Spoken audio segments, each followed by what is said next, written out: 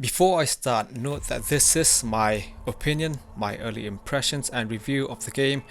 Note that this is not a review of the story of the game. I am not bashing CDPR in any way. This is just my review of about 10 hours into the game. Not the story, but the game's exploration, combat, performance, animation, bugs and glitches. I can't really talk about driving in the game because driving really tanks performance. So with that being said, let's start with the good. Visually, the game looks stunning. On ultra graphics, the game looks breathtaking, especially at night. You're breathtaking! I like that the game gives us a choice where we can choose our background or life paths. We get to choose Nomad, Street Kid or Corpo. Although this isn't the first game to do this, from the top of my head, 2007's Mass Effect also gives you a choice for your background. The different background in Cyberpunk 2077 lets us have different dialogue options, different outcomes and different romances. I've only explored parts of Night City while playing as Street Kid. Night City feels like an actual city. We can see people walking, eating, sitting and chatting. People in the game have their own routine and the world feels real. Sound effect and sound design for combat, movement, driving and in general sound really superb. Gameplay feels really tight and combat feels satisfying when the game is running at a playable frame rate. But I can't really show you because driving, shooting, fighting really tanks my performance, which leads me to the bad part of the game. For this section, I'll only be talking about the PC platform since I do not own a console. Not everyone has Ryzen 9s, Core i9s, RTX 3090s. Most systems can't brute force the bad optimization of the game and get a playable frame rate and frame time. Most of the gamers have PCs at or near the recommended specs of the game, so performance drops makes the game near unplayable. CDPR did say that they'll release the game when it's ready, but the game in its current state is not ready, quite far from it. From what I've seen, performance issue is not only on the PC platform but almost every platform. This is my performance at 1080p, Ultra, High, Medium and Low. Texture detail from the main menu is at High. At 1080p Ultra, turning off film grain and motion blur, the game slows down to a crawl to the high teens with a frame rate of 50 to 60 milliseconds. The screen space reflections causes the visuals to look grainy and sandy looking. Turning it off seems to solve the problem, but it loses the beauty of the game. Lowering the graphics down to high, again turning off film grain and the motion blur, the FPS does go up a little, now to the mid-20s, occasionally bumping up to the upper 20s. However, frame time is jittery, jumping from the 20 milliseconds to the 40s, to the 30s and anything in between. At medium, we can see a slight improvement to performance with the frame rate holding at the low 30s and frame time being the same as the last one. Dropping to low with everything turned off, the frame rate rises to the 40s with frame time being in the 20 and 30 milliseconds. The game sees marginal improvements when I lower the graphics. Now going to the main menu and dropping the texture detail from high to low, along with everything on low, we slightly bump our frame rate to the mid 40s. This one is where I put the texture quality on low along with the rest.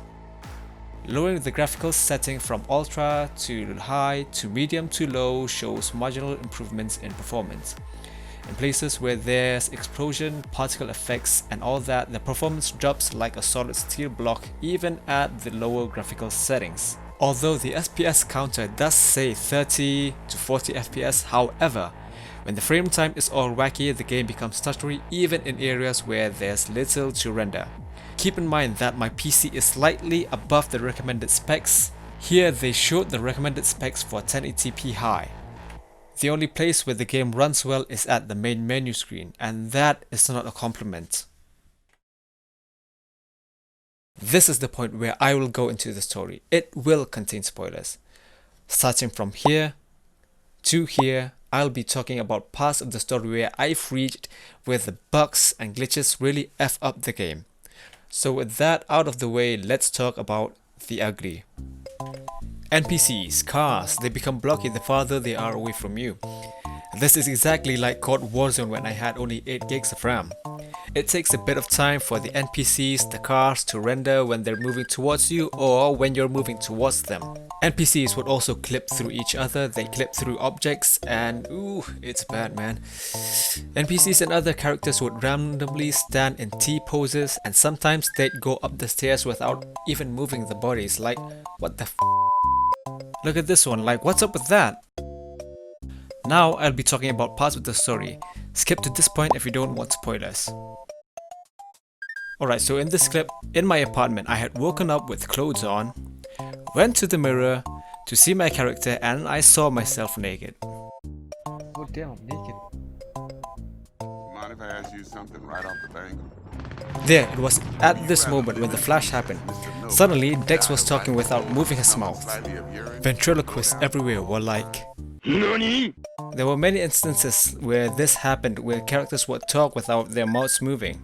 There's a point in the game where I had to meet up with Jackie at the Afterlife entrance. As I approached him, trying to press F to interact, he would just stand there doing nothing, then suddenly snap into a position where he was talking on the phone. Because of these bugs and glitches, emotional moments in the game don't have the impact they're supposed to. Here's one example of an emotional moment where Jackie dies. The first time, as he's dying, he pulls out air from his head and gives it to me, then he dies. Seeing this, I decided to reload to the last checkpoint to see if this reload clears the bug.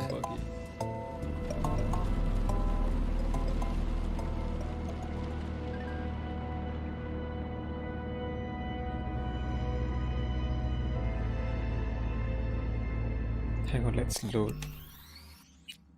Okay, round 2. This is the second time. We're on a chase. I was shooting down the drones. The game would register my hits but not show my gun reloading or even firing. It just recoiled up, and switching to my pistol was worse as no sound would come out when I shot. No shooting or reload animations would show. The same thing with the voices happened, where voices would come out and mouths would not move. As Jackie was dying for the second time, he pulls out the relic chip, at least he's supposed to, but this is what he pulls out from his head instead. So I exited to the main menu thinking that this time the game would really clear the bug that was causing this problem. Okay, third time's the charm, right? Well, not quite. Voices and mouths, gun animation and sound box still occurred. At this point I was like, screw it, I'm just gonna play this game. Again, Jackie dies for the third time, but this time he pulls the chip from his head, right? Wrong! He actually pulls a magazine from his head instead. Instead of me feeling sorry, I was laughing my ass off when he died. Here's the clip. No, Jackie! We're gonna be rich, you and me!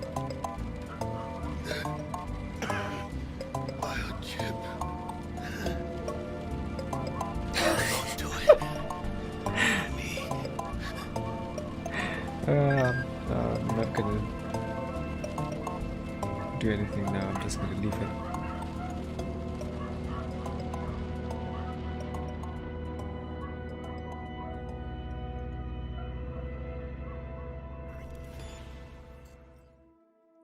Okay, enough laughing.